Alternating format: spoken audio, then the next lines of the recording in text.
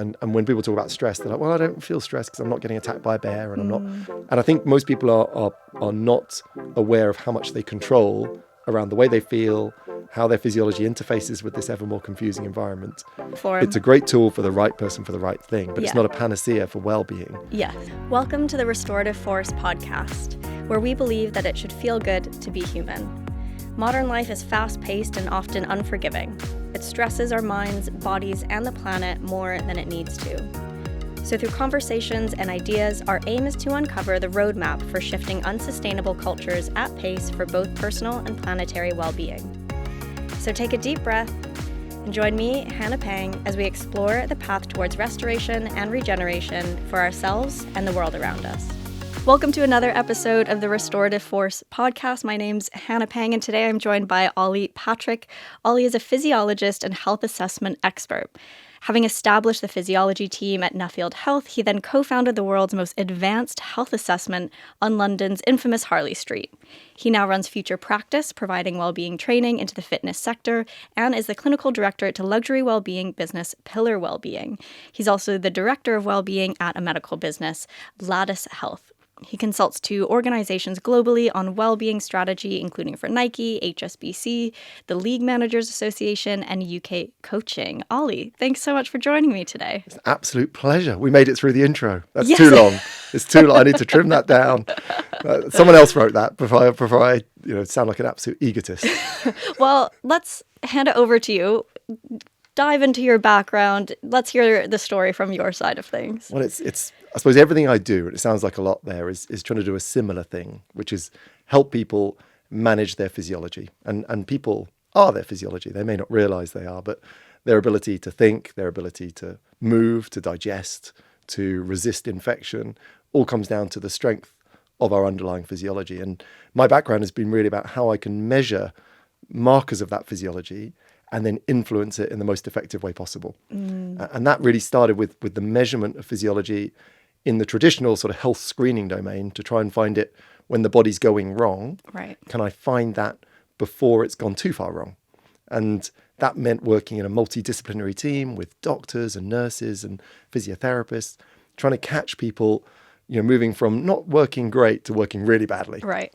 And what was so interesting to me at that point was how that whole program was set up to catch people at a pretty late stage with some pretty blunt tools in terms of the tests weren't that accurate and the data wasn't very predictive. So we were sort of farming around with bad data with a strange question, which is, can I catch you between ill and very ill, rather than can I understand what would make you more well? And the physiology of that became really interesting to me in terms of, particularly when you've worked in health screening and you've sat with someone who's been given the all clear, right? And they've been told, you don't have an obvious cancer, you don't have a big heart attack happening now, you don't have obvious cognitive decline, Alzheimer's, so you're well. And they're sort of sat there, ash grey. But why do I feel like shit? Why do I feel like, we can swear on this one, let's cut loose. Why do I feel like shit? And why is there no data on that? And that was really interesting in the late 90s, early 2000s when I got into this, that we had tons of fairly average data on disease, but no data on well-being or the feeling of being well. And everyone was complaining about, I'm overwhelmed with stress, and you'd be like, okay, well, we're not seeing a heart attack, so you're fine. Or I'm not sure my diet's good. And they'd be like, well, your body composition and weight's okay, so you're fine. Or, I don't feel I sleep well. Well, you haven't got cancer, so you're fine. So we had no data about the things people were worried about.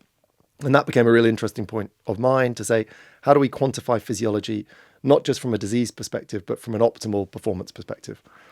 And I think in the world of optimal performance, we had people, particularly at a time of marginal gains, trying to squeeze that last % out of an athlete, but not many people looking at general population and saying, let's get some data on how you're working and let's work out how we can make you work better. And across the domains of systems of biology, I'd refer to things like, can I make your cardiovascular system work better? Can I make your digestive system work better? Can I make your immune system work better? Can I make your neurological system work better? And what data can I use that we choose the right thing, not we try and choose everything? Okay. And can you dive into that a little bit more of, with the health assessments that you're doing now, what are the types of things that you're looking at? So if it's not the big, like, major red flags, what are the things that you can tweak and measure to help people not just get through the day and survive, but actually feel good? It's a good question. And I think you have to pick what purpose you're looking for with testing. Right? So if someone says, look, I need to prove I haven't got a pancreatic cancer, then you need testing that would exclude that or find it before a symptom. Okay. So I would break testing into 3 different categories. There's a category that says, look, there are some illnesses and diseases that are relatively late to manifest symptoms. And the first symptom might be death, which is very unpleasant of them. And a heart attack's a good example, right? So a heart attack, you may not have presented loads of linear symptoms as it got worse and worse, or the system behind it got worse and worse. So screening is first that question of reassurance. There's a pot of testing and expertise for that. Then there's a pot of expertise for the idea of, I am getting older, as much as that pains me to say. And I want to know, am I degrading faster or slower than my chronological expected age? So when we look at age, we see a direct correlation between aging and incidence of disease. And we have an interesting field where people are trying to classify age as a disease because of the way it influences other diseases and the idea that potentially it could be treated. So you've got a subsection of society which is a bit ostracized by traditional medicine, but they're trying to say, look, let's treat aging like a disease and provide that analytic framework. But if pot 1 screening, pot 2 is physiological decline. So saying, look, if you look at my blood vessels, do they look more like a 55-year-old's than a 45-year-old's? Okay. If you look at my hormones, they look more like a 65-year-old than a 45-year-old. And can I reduce the delay of those systems, can I delay the degradation of those systems through lots of things you might see in the sort of longevity anti-aging sphere? Separate to that, again, is the testing around how I feel. So that's much more interesting, right? So as you and I sit here now, have we got enough energy? Have we got enough cognitive clarity? Did we resist that bug that went around the office? Did we have good sex drive? Do we have good skin? And what are the biological systems that allow me to improve those things? And I find that area my area of greatest focus. And with the product and the companies I'm in, we try and test the physiology behind feeling with a view that if I look at those systems and they're not working well, then you're going to age faster and you're going to get disease. So rather than try and do all things at an average level, do one thing really, really well, which is find out whether the individual's systems of biology are working well. And if they're not, what are the major lifestyle factors that would influence those? And put your eggs in that basket. Because chasing disease is exhausting, right? There's 155,000 diseases and growing. So the chance of me saying, Hannah, you've got none of those is impossible. Yeah. So the danger is I do a half job. And I prefer to do a full job, which is I can really analyze the impact of your physiology and the interface with your lifestyle. And if we get that right, you're going to feel great, you're going to delay aging, and you're going to, again, avoid disease that could be avoided. Okay, got it.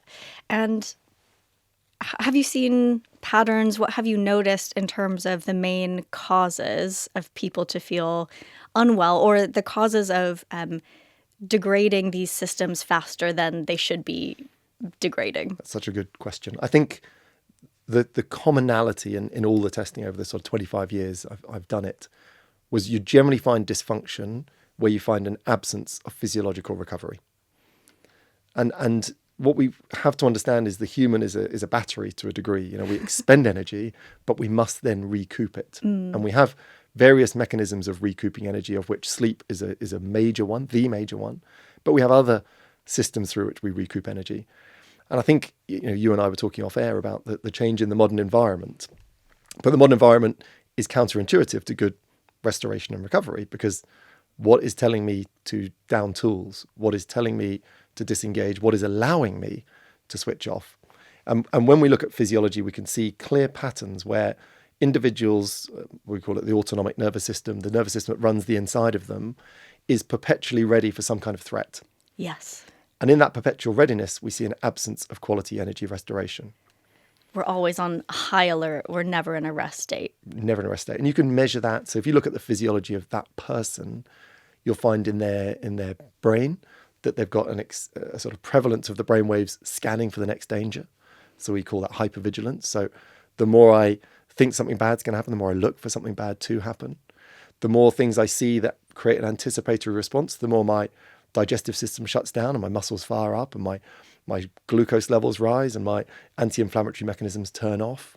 And we can see these sort of very clear patterns in people who are too vigilant with the way their brain's working. They're too energized and dynamic with the way their physiology sits. And the repercussion of that is poor rest, poor sleep, poor recovery, poor digestion. And if you draw a line out of those things into what the person came to you complaining about, you'll normally find it's a pretty direct line, not even a dotted line. So it's the common denominator is the world is telling us you're not allowed to switch off. Right. And our physiology is mirroring that message. And the repercussion of that is you will feel dysfunctional. Yeah. And I guess, can you speak to why this is happening? From, what I've seen, we have such a similar physical response to getting a scary email from our boss as we do to our ancestors who were being chased by tigers. Yeah. Can you explain more about what's happening in our body and why we haven't been able to really know and feel that difference in our bodies between these two wildly different experiences? It's a good question. We've sort of stopped evolving because there's no natural selection now. So everyone gets a fair crack. Everyone can reproduce. You'd argue I might not have been able to reproduce many generations ago, but now with modern medicine and and the internet, I'm able to do that. So there's no real meaningful physiological adaptation for 10,000 years because we've found ways and means of reproducing irrespective of our ability to survive. So that's an interesting consideration. And with the Industrial Revolution, the technology revolution, the world has changed immeasurably in a generation, 2 generations. And forgetting the sort of broader evolutionary debate, there has been no adaptation to that. So, if you look at the cellular makeup of me and my grandmother, we're the same thing. Right. But goodness me, what a different world we live in. And what's interesting about the fact the stress response hasn't evolved. So, of course, humans, recognize stress in 2 main ways. And that was a threat to life, so an immediacy, or more likely a famine, or a prolonged threat, like a war. Okay. And so we have to be careful we don't use fight or flight because it's a word that inaccurately describes the diversity of stresses that we might face. Okay. Because famine is not fight or flight, but it is very much a physiological stress. A prolonged absence of resources, a prolonged absence of switching off. A war may not be, you're not continually in an immediate threat, but that low-level threat is continual. And so what we've got is these stress responses that are beautifully evolved that preserve our life. So in the absence of food, my body will waste muscle, require less calories, shut down reproductive capability. Right. It moves all my resources to keep me alive. Same again if it's a war. I basically preserve my ability to be alert, sharp, switched on. I kill deep sleep because I'll be vulnerable then, of course. And I run on a sort of a very much a battery pack for a prolonged period of time, which could be months, could be years. And that response sort of sits in the core of how we work. Now, the modern world is not actually that full of fight or flights. And when people talk about stress, they're like, well, I don't feel stressed because I'm not getting attacked by a bear and I'm not getting mugged every 5 minutes. And of course, we have to frame that against the global conflict going on at the moment where there's real fight or flight.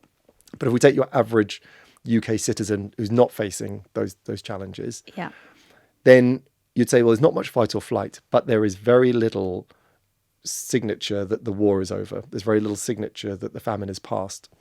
And where we used to say people might have had too much stress, we now really see that people have inadequate messages to disengage.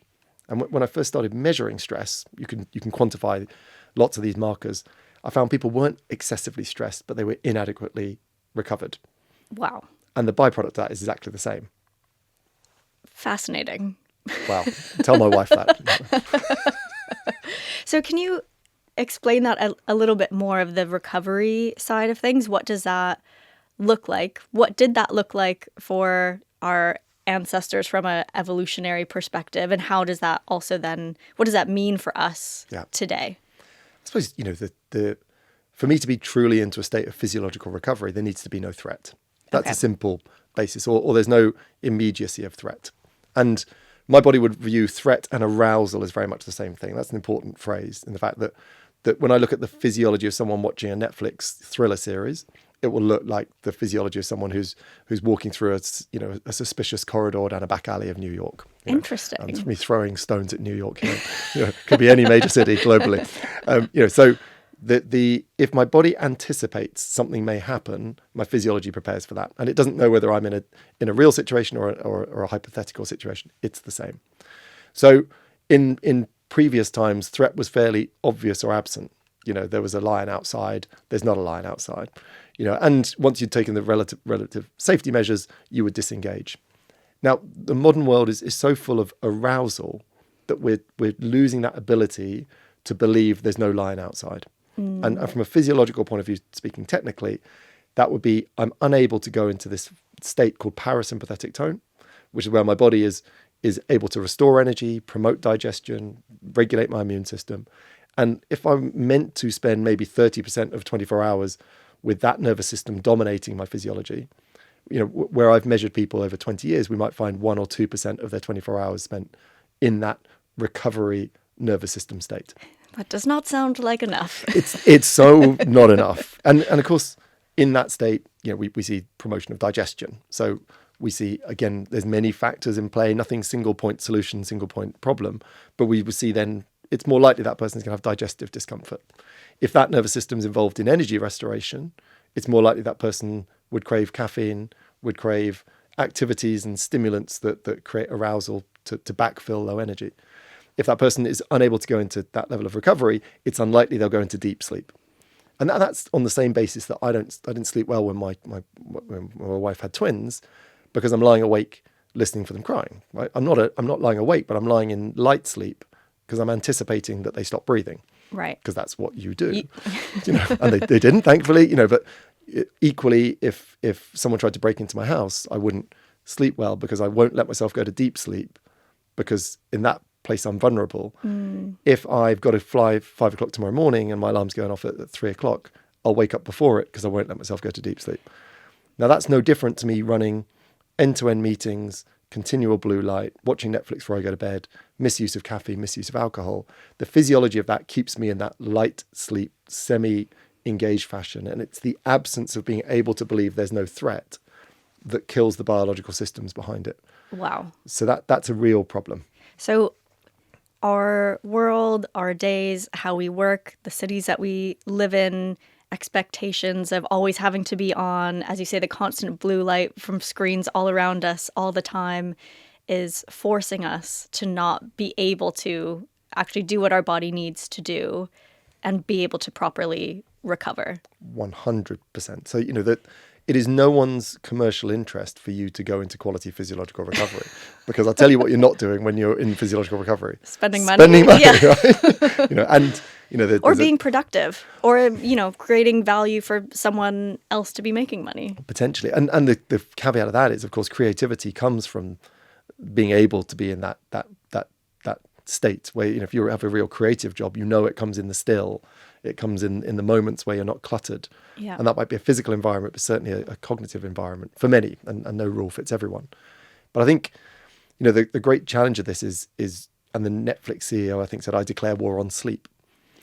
Yikes. People want you consuming, and that's not a conspiracy theory. That's not farmers trying to ruin us all. It's just commercial logic. The more you're engaged and switched on, the more you're purchasing.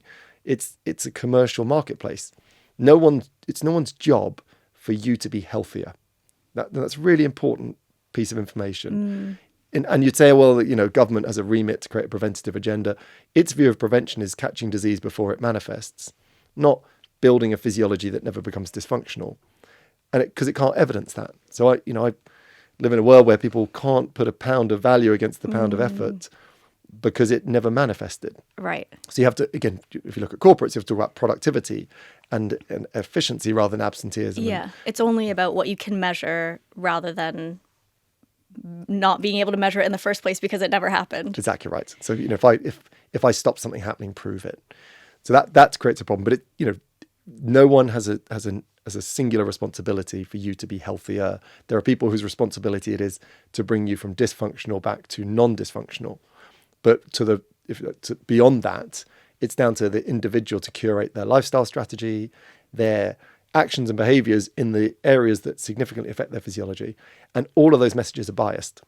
They're biased often not necessarily with poor intentions. You know, the chiropractor will see you through the lens of a chiropractor, the nutritionist through the lens of a nutritionist, the physio through the lens of a physio. But there's no agnostic well-being professional whose singular job it is to make Hannah a more effective version of herself. And that's meant market forces have run amok. And most people are making choices based on recommendations that were not necessarily the right thing for the right person. Yeah, it seems like a wildly foundational, systemic issue. And it's just like our approach to life, isn't it? Has steered us way too far away from how we are actually designed to operate as human beings on a planet. So on one hand, that feels unbelievably overwhelming and hopeless. And that's a wrap. But on the other hand, you know, we've designed our world, so that means we can design it in another way. So I guess a million other questions for you, but as a place to start, in your practice, in your work, what would you say to someone who is trying to advocate for their own health and well-being and wanting to feel like they can operate to their fullest, most joyful like capacity as a human, given that we still have to exist and operate within the structures that we're currently operating by? Yeah, it's a great question. We are not our environment. So an individual, a group of individuals, society can still flourish, but it won't be the path of least resistance. So I think there's two parts to that. We've got to recognize the environment. It was called in the 90s an obesogenic environment because all the food was increasing in calorie density and every technological advance was labor saving. So now it's an escalator, not stairs. Now it's an electric bike, not a normal bike. So we've got this fascination with doing less. And of course, physiology requires more. It requires constant stress and graft for it to sustain. So the absence of stress is catastrophic for physiology, and movement is a major important sustained stress.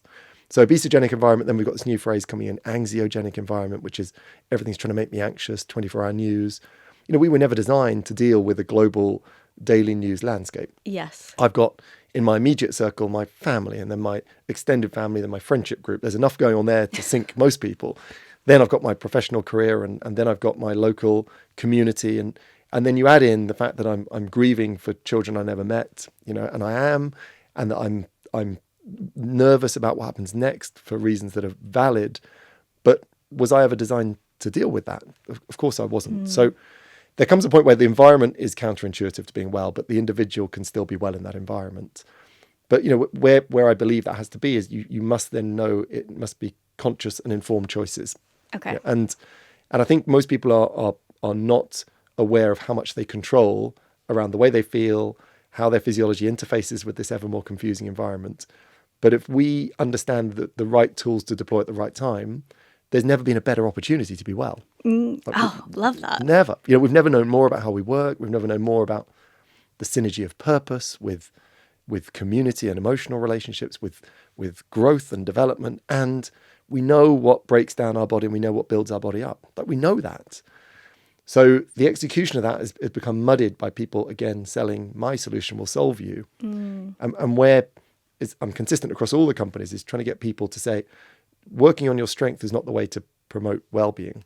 It's identifying the weak areas in your health and lifestyle infrastructure and then targeting those. If I'm a great runner and I've got a huge aerobic capacity and cardiovascular system, then becoming an even better runner won't solve my sleep disorder or my poor relationship with my friends. I've got to find the thing that is holding me back and then target that thing. Okay.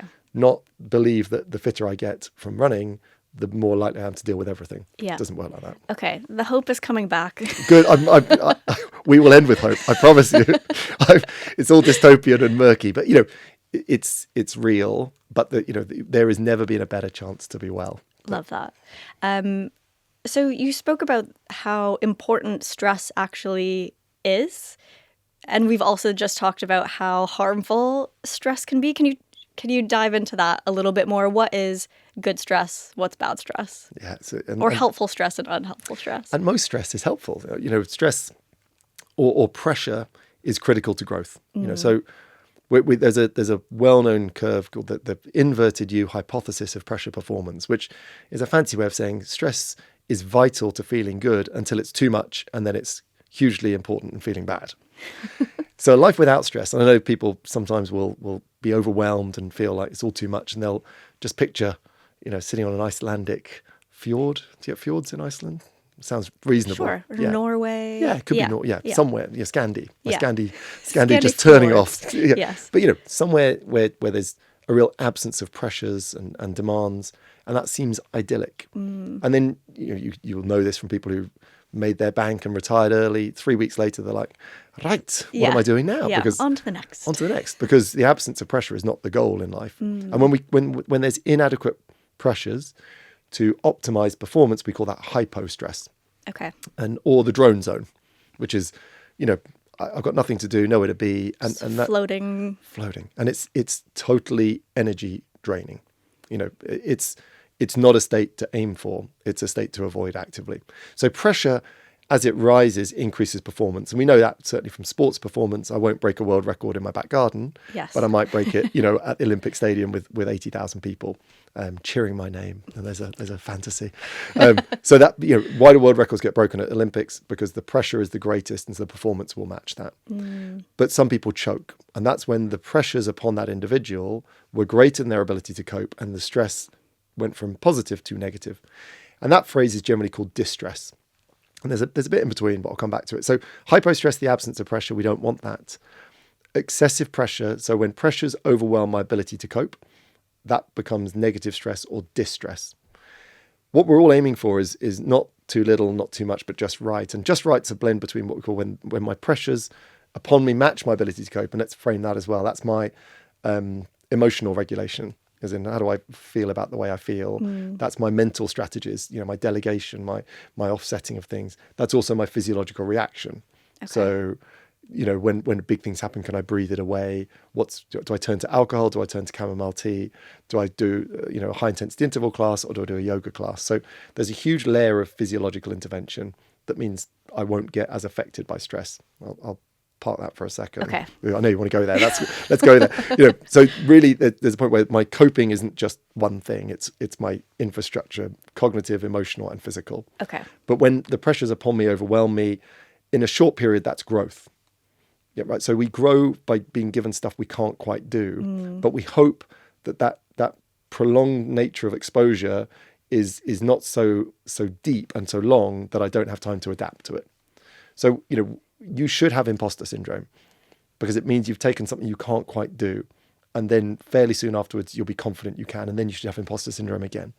You can't build a bigger muscle without lifting a weight heavier than your muscle can pick up. I can't get a better runner without being breathless and in pain.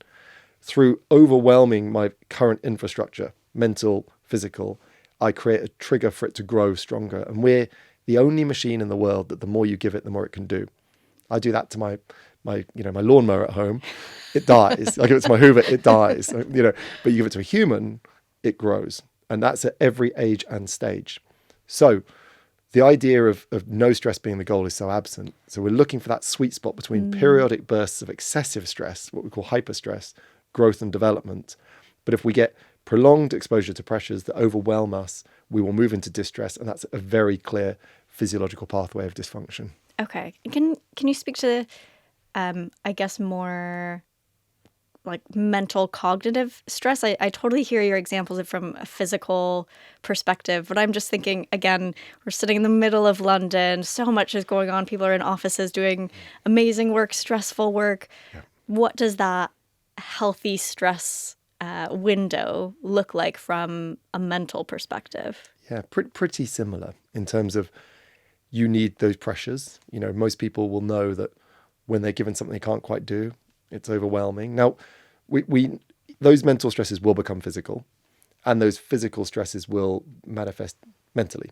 So if I gave you 17 espressos, you'd feel anxious. Yeah. You might have a heart attack, actually. Because with the physiology of stress, we create an anxiousness about something terrible must be happening. Equally, if I think something terrible is going to happen, my physiology gets ready for it to occur. So there is really no segregation between mental and physiological, apart from I can intervene with stresses at a mental level and a physical level. Okay. So the mental level, that would be, and a framework I particularly like is by a chartered psychologist, Vanessa Moulton, Dr. Vanessa Moulton, who talks about psychological fitness, which is, look, we can look at mental health on the same spectrum as physical health, that it works between plus 100, amazing, and minus 100, significant dysfunction. And most people are interested in minus 50 to minus 100. So when you have a mental health discussion, most people are like, okay, it's anxiety, it's depression, it's clinical or preclinical, rather than who is more likely to suffer from those things and who isn't. And the psychological fitness model talks about 10 evidence-based facets that make it less likely for you to suffer from poor mental health. And in that regard, you start to build out a toolkit to say, okay, well, things that make it less likely for me to be overwhelmed by that new work project or a breakup, a relationship, or a bereavement are everything from grit, so developing grit consciously, so that might be completing difficult tasks and proving I can. Resilience, how I respond and recover from things. Compassion to others, for example, when I do things for others altruistically, there's a real benefit. Compassion to self, self-love, self-care, we see that. Able to down-regulate stress, so that's relaxation, breath work, cold water, etc. So I'm touching on it just to say there are multiple frameworks that have manual tools that would enable you to say the same thing is less likely to overwhelm me. And if it doesn't overwhelm me cognitively, it's less likely to trigger that physiological response. And that loop is really difficult to get out of, right? So if I see stress and I feel it, then I feel stress and I see it, and I see stress and I feel it. Yes. And people try and break that. They go, well, maybe I'll break that with something, an anti-anxiogenic medication, or I'll break that with a beta blocker and kill the signal. But what you really want to do is down-regulate both systems so that you see the same thing in a different light. Okay. And there's quite a few tools for that. Yeah, can you go into some examples of how would one down-regulate on both those planes? So probably the best combined action would be meditation. Right. So I was sat on the fence with meditation. As a physiologist, I was like, it's a spiritual Eastern. This was 22, 23 years ago, Okay. and You then see that you've come around now. I'm way around, way around. Because if you've worked measuring physiology on a longitudinal basis, and in that process people have started meditating, you will believe in meditation, right? And of course, there's effective and ineffective. In fact, being active isn't the same as being fit. It needs to work. But, I can't think of much apart from taking a sedentary person to active that's more effective at changing all systems of biology brilliantly. So meditation is if we talk about that anxiogenic environment and the environment being continual, perpetual stimulation, meditation is the antidote to that. And it brings you to a place of stillness. It tells you you're in the moment where you're not catastrophizing to a dystopian future or ruminating on a traumatic past. You're in that moment, and in that moment, your physiology will calm. So there's deeper hypothesis on its impact, be it a sort of form of trauma therapy or non-talking therapy. I can tell you when I've seen people introduce effective, meditation, their blood work changes, their inflammatory markers change, their gut health changes, their cardiovascular parameters change. And so as an action that spills out through collective physiology, both cognitively and physiologically, it's a rock star. Wow. So simple yet so effective. So effective. And we can overcomplicate it. So people always like, what's true meditation? And you had the birth of, not the birth, but the real democratization of mindfulness through apps like Headspace and Calm. And mindfulness is a subdomain of meditation, and transcendental meditation or Vedic meditation is probably the most, as I'm aware, evidence-based in the literature, where pockets of 20 minutes are replicating some of the physiology of 7-8 hours sleep. But the dosage must be applicable to the case study. But I found that using tools to bring you to the present that combine with the powerful effect of breath have a huge impact across function, feeling, disease, the lot. Wow. Okay. What else? What else can people do besides meditate, breath work? Any other tools that you recommend? I mean, when I look at physiology, I say, look, I've really got 5 domains in which I can affect my physiology. I've got the domain of movement. So my body, loves movement and it loves the preservation of muscle. Weight training, it loves the preservation of cardiovascular, that's aerobic. It loves the preservation of mobility, so flexibility or core stability or Pilates. So I've got things that my body loves, and the absence of those things my body hates. Okay. And it hates them more and more over the age of 35. And 35 is a real, there'll be people listening, I'm 34. It might affect you. It might be someone 45, it's not affecting them at all. But there's a point where, when I talk about that degradation of physiology, we have a real clear life cycle where we're given all this adolescent opportunity to grow, build, mature, mate, reproduce, and then we sort of wither on the vine for the rest of our life. Yeah, great. And I'm deep into the wither, so I can say that. But the wither then becomes the resistance phase, which is every system of biology is gradually trying to get worse and worse. And now what I once needed to grow, I need to sustain. So what I find amazing about things like the gym industry is gyms are full of young people who preserve muscle brilliantly, who've got great, retained cardiovascular capacity, whose muscles are as pliable as elastic bands. Get me a 60-year-old, yeah, right? You're like, you're good. You are good. Now, 60-year-olds had 22 years of muscle wastage, 22 years of loss of aerobic capacity, 22 years of loss of flexibility. And the value of those three systems alone to their well-being, their health, their disease resilience is growing. So the idea that we allow older people to have a reduced physiological capability because it's the average is so far from the concept of ideal, it's untrue. So movement is a domain, nutrition's a domain, and that again positively and negatively affects my physiology. My recovery in that, I would reference sleep, stress management, anti-inflammatory behaviors. My mindset to the way I view the world, I might hate myself and see stress everywhere. I might love myself and see peace everywhere. So the same two people might walk down the street and have a very different reaction and exposure. And the last one is the physical environment itself, light, dark, heat, cold, pollution, toxicity.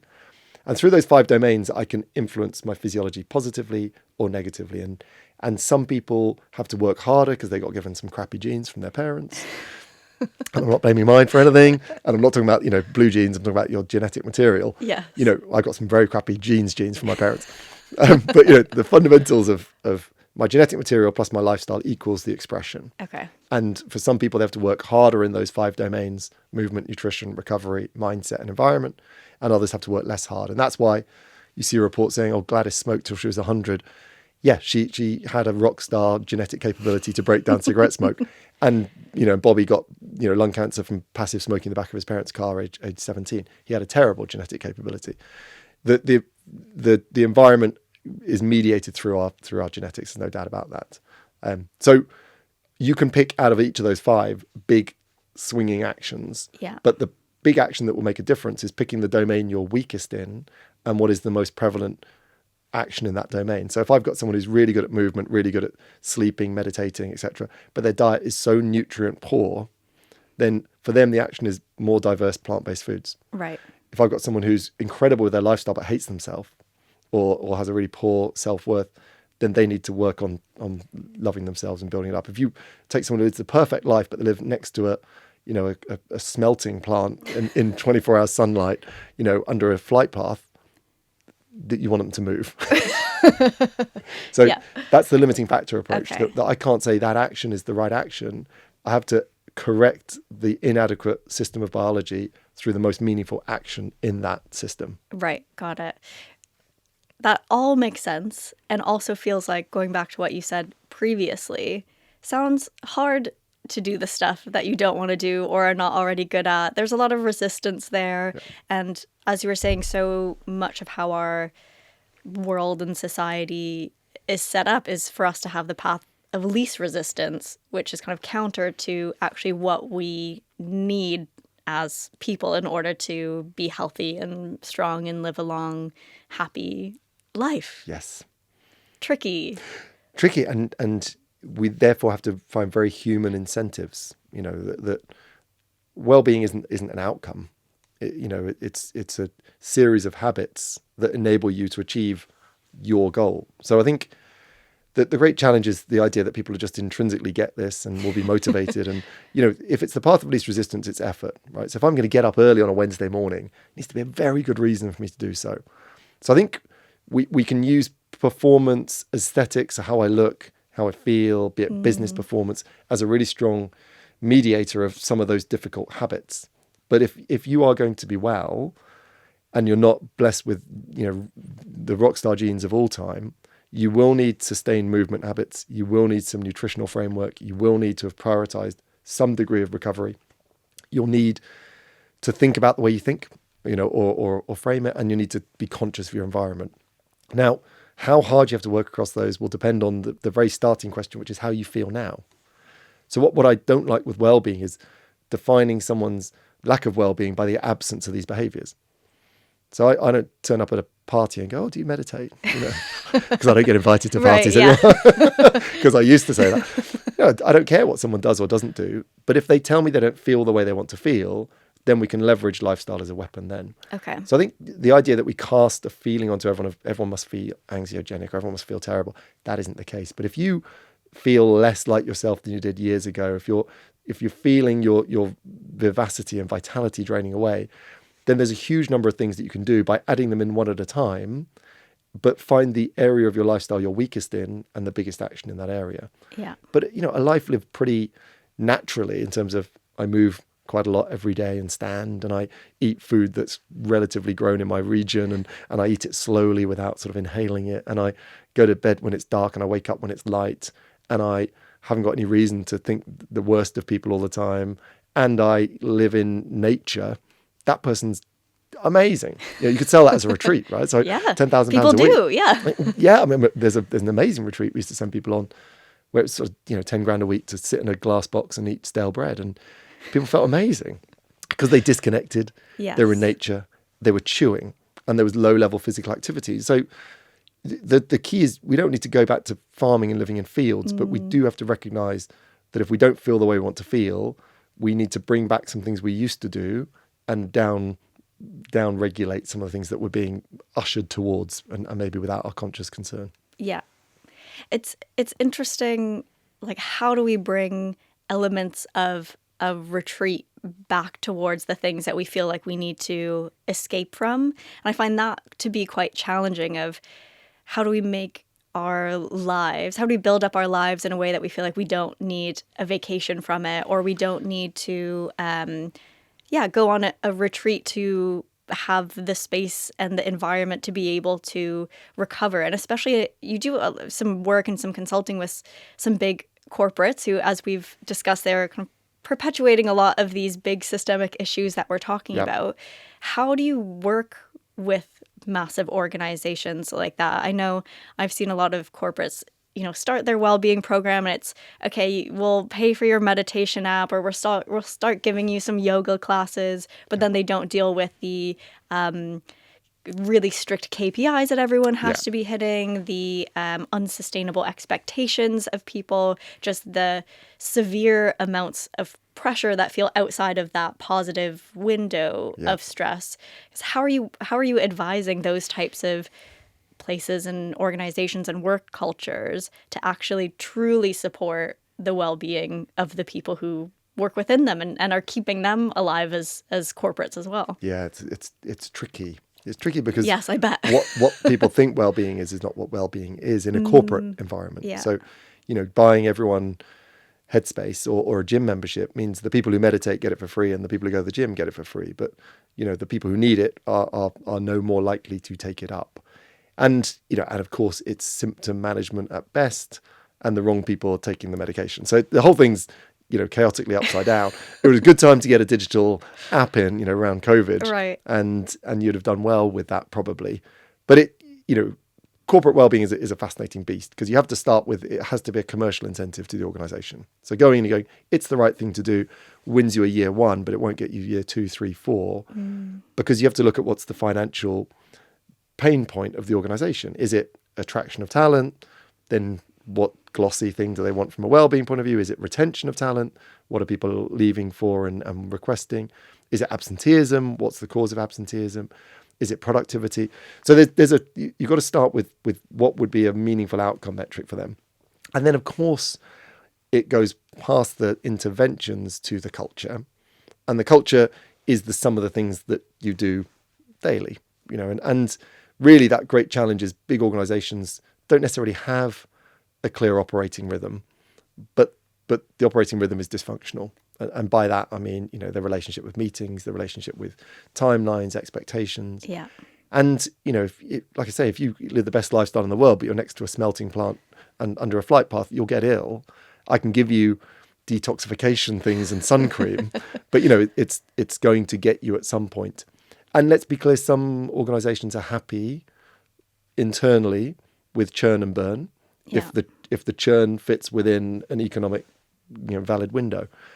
I think, you know, it's not the job of an organization for someone to be well. I think that became a really interesting thing. My employer isn't looking after me. And I flip that around. I go, well, you look after you. What your employer's got to do is create an environment that makes that the path of least resistance. It's not their job to buy you a gym membership. It's not their job to provide you with 1,000 different employee assistance programs, etc. They culturally have to now, but it's not their job. When did it become your employer's job for you to book a colonoscopy and pay for it? Right? It sort of went mad. And we confused executive perks with then mainstay provision. And when I see big organizations spending money on health screening, where the average age of the person's 32, and the product's screening for cardiovascular disease that might manifest at 75, I just think we're blowing and wasting budget in the wrong places. So let's first redefine what is the corporation's job. It's not to make you well. It's to make sure that you don't become unwell in that work environment.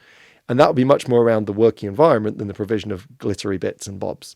So I stand all day. Can I sit? I sit all day. Can I stand? What's the light? What's the water? What's the unconscious ways in which I can influence your well-being? How do I make it more difficult to drive to work and more accessible to travel to work? How do I instill a lunch break? You know, it's a big gym company that forces a 2-hour lunch break for all their employees and forces you to have 2 hours. No one's allowed to work in that period. So the operating rhythm drives behaviors and actions. And, you know, they will all do that for a commercial reason. But that commercial reason is they will be more profitable. Yeah. Better performance. People are rested. Yeah. They feel good. It's when I say it's no one's job for you to be healthier, what's interesting is the only truly symbiotic relationship in well-being is the employer and the employee, where both of you benefit if you're healthier. It's the only situation. So, you know, if I genuinely make you healthier, you know, I get more work from you. That productivity link is proven. You know, there's a study that shows a 2.4% decrease in productivity for each additional health risk factor. So if I take away hypertension, I manage your diabetes more effectively, I'd stop you smoking, I've immediately got a theoretical, it's all you know, back of a research paper maths, but you know, 7.5% increase in productivity, which is tens of thousands of pounds on a moderate salary.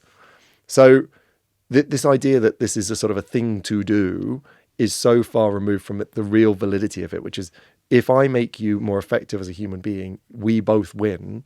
But the idea that I can do that by buying a subscription to Headspace is such a fallacy. It's beyond belief. Yeah. And I like Headspace, by the way. Yeah. You know, it's super helpful. It's a great platform. It's a great tool for the right person for the right thing, but it's Yeah. not a panacea for well-being. Yes. And neither is, you know, mental health first aid, where I train up Barbara from accounts to spot early signs of clinical depression, right? You know, and that could be useful, but if it doesn't happen in the first 6 months, will she spot it? Is it her remit to spot it? Why don't you create an environment that's less likely to make me depressed than train people in catching me as I fall? Right. So, you know, and again, I'm pro mental health first aid. I'm pro Headspace. What I'm anti is people thinking a product solves corporate well-being. It doesn't. Culture into habits, operating rhythms, that's the beginning. Products fill in the gaps down the line. Yeah. Beautiful. I think that something that I got from what you were just talking about is often especially in both a work environment, but just generally, we can often treat ourselves as machines. And so, you know, slapping on a free yoga class or a meditation app, that's kind of a checkbox thing to say, okay, this will help them in theory be more productive. But the way that you're describing a new approach to corporate wellness is actually really looking at someone as a human being and how can we like best support them as a complex, like wonderful, magical human rather than treating them otherwise, and how then that is beneficial to the organizations that they are then a part of. Enormously. And I think why I was popular, and I use that phrase lightly, you know, popular-ish, you know, with going in with some organizations was I'm also saying stress is good for you, right? And there's a real war cry that the minute I face hyper stress, I'm citing burnout, which is a occupationally health defined condition but is often a long way from where people are citing early signs of hyperstress. Okay. And people have forgotten that you have to graft as part of your development process. And everyone would say that. Anyone who's made a meaningful, I suppose, career of their lives would have talked about the hard times being as defining for them. So we have to walk towards the fire in those regards and embrace grit and embrace failure. And again, it's not that good well-being is the absence of pressure and stress. It's just making sure you've got an infrastructure that makes people less likely to fall over in that setting.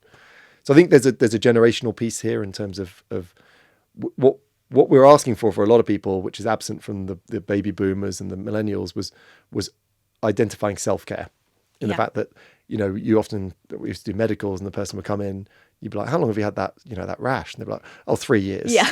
Like, okay. Yeah. They're like, it's just aging. And you're like, it looks painful. Yeah, it's agony. Good on you. You've managed to bury that because you were told to bury everything that wasn't, Right. a leg falling off, and the NHS is sacrosanct, and you're late stage. So you have a lot of people who've been told that their issue wasn't significant enough, and that certainly in the mental health domain is catastrophic. The absence of talking about things, the absence of noticing a mole changing, or suddenly I'm weeing 10 times a day, it used to be 5, and suddenly I'm pooing blood and I wasn't. That's hugely relevant. That screening, for all its genius, won't ever be as effective as someone spotting that they've changed. Right. On the flip side of the spectrum, I've changed today, therefore I've got a catastrophic problem. And in modern generations, there can be an over-analysis of symptoms and symptomology that suggests I'm fragile, or I can't do this. And developing grit and developing pathways that allow people to push without falling into that distress cavity is a tightrope. Right. And I think no one's ever employed this number of people who are so quick to cite mental health distress and cite, their personal physiological detriments as a barrier to work. And finding that new sweet spot is work in progress. How do I tell someone they can push through that without getting that message wrong, and they really did need to step back or step away? Fascinating. So I think there's a new conundrum in companies that are employing people, particularly who've come into the workplace since COVID, where they've been told their well-being and mental health is more important than their ability to generate an outcome for the organization. And if you're an employee of an organization, you have a remit to help that organization fulfill its corporate destiny. And how can you do that whilst preserving your own sense of self? So I haven't got a solution there. Just it's a really interesting landscape shift that is a conundrum. If you're a modern day HR director, God help you.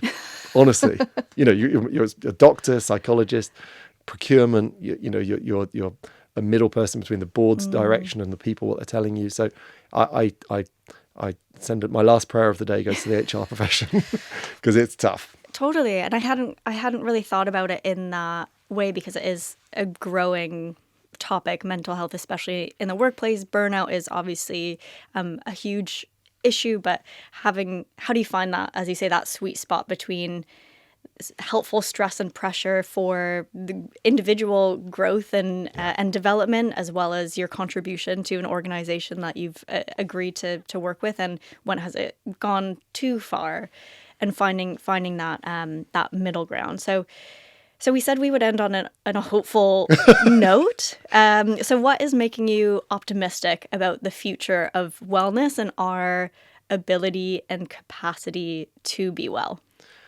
I'm enormously optimistic, if I haven't given that impression. I think you have to recognize the landscape to say that there's a great horizon over the hill, and the horizon is well-being's on the agenda first and foremost, and this was a sort of wishy-washy lifestyle thing, cartwheels on the beach, and now we're seeing well-being as an underlying facet of business performance, of global health systems, and with that awareness will come better services, better products, better budget. So I think if you're in and around well-being, it's a good time to be there. The technological advances mean we can do things quicker. I can use cold to my advantage I couldn't use previously. I can use infrared to my advantage. I can use red light. I can use hyperbarics. I can use intelligent nutrient delivery systems. So technology, I can use balms, and topical applications, for real that weren't around. So I have a much bigger toolkit to augment my physiology in a way that I couldn't before. I have better data to tell me what's working, what's not working. Real-time data, wearables, quality diagnostics and lifestyle metrics elsewhere, and a cultural shift that says this is good, you know, and that has to calibrate. You know, it can't go immediately to this is a barrier to graft, or this is a barrier to effort, or a barrier, or that just feeling self-care is the end all and be all of your existence. Exactly right. You know, I generally say well-being allows me to live my life. It's not my life. You know, it's my professional life, but my actions and behaviors allow me to enjoy my life. Well-being isn't the enjoyment of my life. It's the infrastructure that allows me to enjoy my life. And I think, and for some people, it is the structure, and I buy that.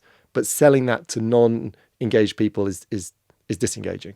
It's, you know, I can't turn someone who's, you know, so busy with their career and their kids and their travel and say, you know, you must give it all up for well-being. I'll say, look, if we can add some strategic actions and behaviors, it will allow you to squeeze more from the things you love doing. That's what well-being is.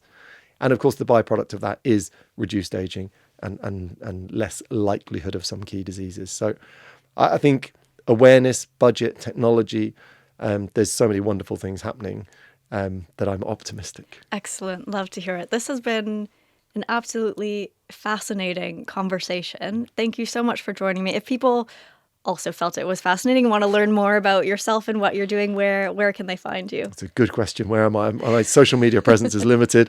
So I'm clinical_wellbeing, I think is my Instagram. You think? Yes. I think, yeah, okay. I should be more. We'll double check. Double check that. And the work I'm doing is at pillarwellbeing.com. That's the luxury hospitality piece. Futurepractice.org is the training house that teaches people about stress, sleep, resilience. And Latest Health are the corporate health assessments. So those things. And I'm oliverpatrick.com if you really want to see some more close-up photos. Wonderful. Not too close. Yeah. A good distance. Totally reasonable. Thank you so much, Ollie. This has been such a joy and a pleasure and so insightful and informative. So thanks for coming on and chatting with me today. Thanks for having me, Hannah. It's been great. Thanks for listening to the Restorative Force podcast. Make sure to subscribe wherever you get your podcasts so you never miss an episode. And if you enjoyed this episode, please leave us a rating and review and share it with a friend. You can follow us at Rain Wellbeing on Instagram and at TikTok. Thanks so much and see you next time.